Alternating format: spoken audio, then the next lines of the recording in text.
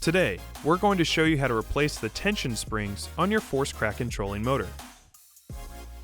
For this process, you will need a 4mm hex bit or wrench, a small screwdriver, and the replacement tension springs.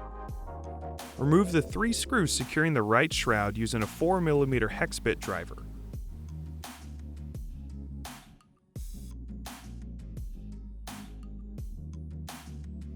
Remove the right shroud. Now, remove the tension springs holding the foot lever.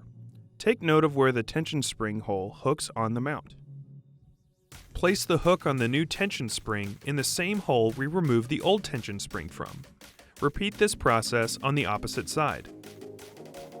Now we will replace the 2 tension springs holding to the cradle hardware.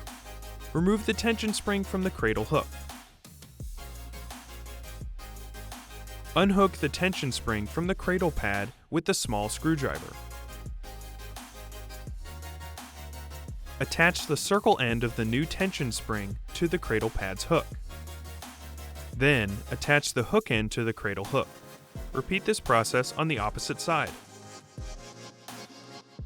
Now, reattach the left and right shroud.